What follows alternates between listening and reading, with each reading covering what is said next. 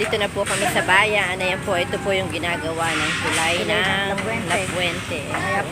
Kaya po sobrang traffic dito araw-araw. Ayan po. Pakahaba po na yan. Mula po sa simula hanggang sa dulo. Matatagalan pa po ito. Mga dami pong trabahador. Oh. Mga kakulit. Ayan po, ang tulay po na sobrang traffic. Kailan po kaya ito mayayari?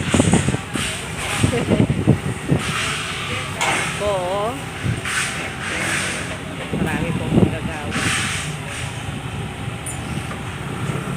Ayan po guys, so diyan po ang traffic sa lugar po neto. Ayan po, simula na po ng traffic yan guys. O, sige po, punta lang po kami din palengke.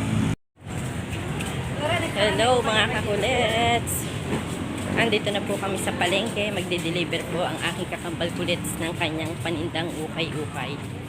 At mayroon pong nag-mine. So po, bumibili po ng basin si kuya. Makikiraan. Ayan po, ito po ang palengke na. Ito po ang palengke ng Santa Rosa. Ayan po si Ate Vicky. Yan po ang kanyang pwesto. Kumuhay ka naman ate. Oh. Si Marlene. Ayan po ang pwesto po ni ito po ang pwesto po ni Ate Vicky. Maraming negosyo. Ayan po, asawa po ni Kuya Romy. Amerika ako magsimba ng gano'n. Ngayon po. Ate Vicky, kumaway ka. Oh, Ate Vicky. Hello, mga kapal na masisipan. Live. Mahilig mag-ukay. Kaya nga po, mas mura po kasi sa ukay saka magaganda pa. Branded. Branded pa. Ano bang ano? Tingnan mo ano ko anong Ayan po. anong size?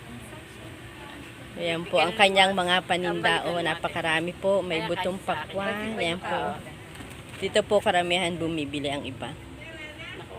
Dito naman po ako nag-grocery. So, kung ito kumaway ka, oh. Dito po ako nag-grocery sa kanya. Joy Store. Saan na pangalan? Joy Store po.